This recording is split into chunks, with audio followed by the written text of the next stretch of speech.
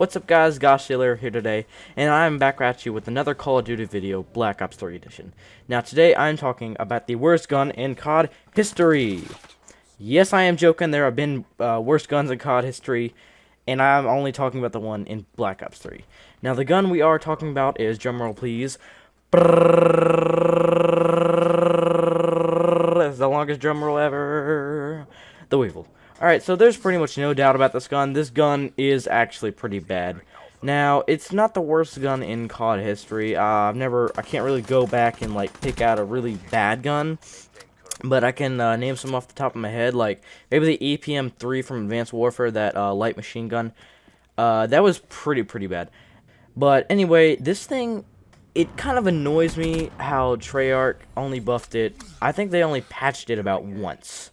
Now, I know what you're thinking, Goshilla, Treyarch can't make every gun on Black Ops 3, a really good gun.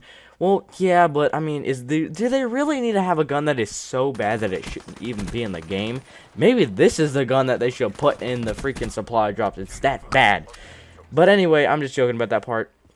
But I think that Treyarch could at least have buffed this gun at least more than once. I mean, I think when they buffed it, they buffed the range in it, because back I think it had only 5 range, now it has 7 range. I'm looking at the stats right now on my monitor. But let's just go over the stats. So we have 3 damage, 7 range, the fire rate up in about, like 15s, I'm not really counting, and about 8 accuracy. So it's not the best accurate gun, but you definitely need to put grip on it. And fire rate, that's a pretty big fire rate. If you want to put rapid fire on it, it's not the best idea. I don't recommend about doing that. But if you want to, and it'll get you kills quicker, but then again, it's just going to burn more bullets in your magazine.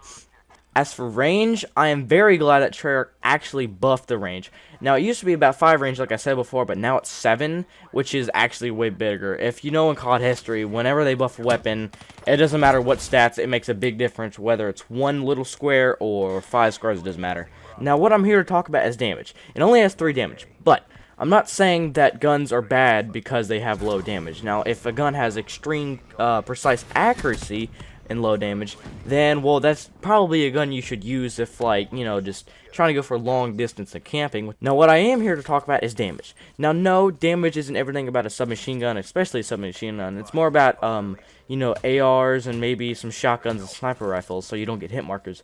But submachine guns, this is an all-time low for submachine guns. It only has 3 damage, and it has low accuracy, and usually for a submachine gun, you want accuracy and damage to be at the same level, but for this weapon, it's not. So that's why I kind of pronounce it the worst gun in Black Ops 3. I kind of cut out all the special weapons like the crossbow, especially the crossbow isn't even a bad gun. As long as you can, like, hit someone, it's an instant kill. I'm pretty sure if you shoot someone in the foot, it'll even kill them then. But other guns, like, I think it was a split decision between the Weevil and the Razorback, but in the Razorback, you gotta give it credit, because in the beta, the thing was a monster until the last week, when they just completely nerfed it. Like, that thing was done. But actually, let me go over the stats for the Razorback now. It has 4 damage, so it does have 1 more square of damage than the Weevil, so it beats it in that. It does also beat it in range. It has, like, I think, yeah, 17 range, just a little bit more. It does not beat it in fire rate. It has a slower fire rate, but to be honest, since it has 1 more damage, I don't think it needs a actual bigger fire rate. But for accuracy, this thing also beats the Weevil, I think. So I'm not really counting it, but I can tell just by scrolling up and down, this thing has a lot more accuracy, and I know that the Razorback is a better gun than the Weevil. Now, don't get me wrong, the Weevil is a decent gun. I'm not telling you not to use this.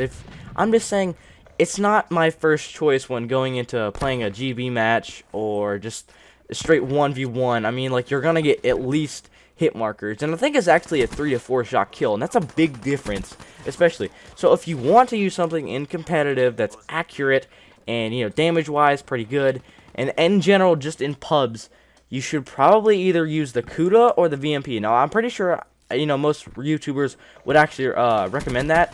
Now, I know what you're thinking. I'm kind of being a bland YouTuber here, going out and say, use the VMP, it's the best gun in the game, blah, blah, blah.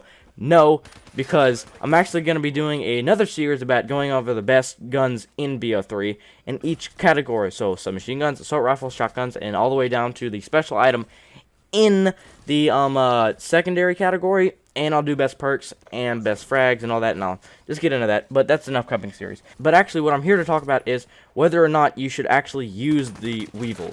So, no, I do not recommend it, like I said before.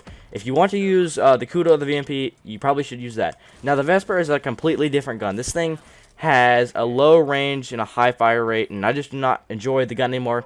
But I will eventually have to use it because I do have to get gold camo for every gun to get diamond, as you know.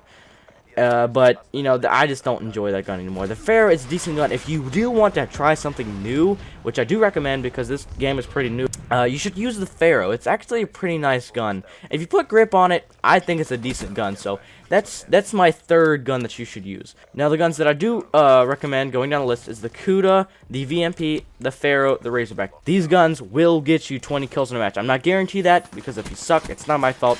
These, you know, Trayer has to balance out every weapon, and it's not my fault. Now, the guns I don't recommend you using in order, the Vesper and the Weevil, and that's pretty much it. So, unless you're counting the DLC weapons, like the HG40, but I'm not going to really count that, because the HG40 falls in on my do-use list. I think it's after the VMP, to be honest, because the HG40 isn't a monster like the MP40 from World at War, but it's still a good gun.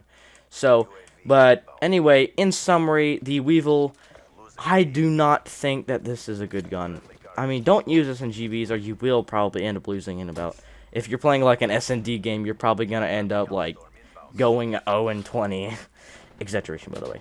But in this gameplay that you're going to see, I actually prestiged the VMP and I was only using Quick Draw as one. That's the only attachment I was using. I actually went in this game 21 kills and 17 deaths. So if you're wondering about that, it'll show at the end of the video, but that's just record. And actually, after this game, I wanted to recommend... by the time I'm uploading this, it's double crypto key weekend. I cannot emphasize how much this is good for the COD community. This is what they should do to pursue the happiness of their fans. They should literally just keep this rate of crypto keys. I got 7 crypto keys in a match, and I went 21 and 17 on Domination Redwood.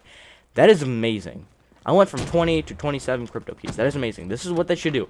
This is step 1 of making people happy about the supply drop problem. But yeah, that's just what happened after the video. And thank you guys for watching, and I will see you guys in the next one.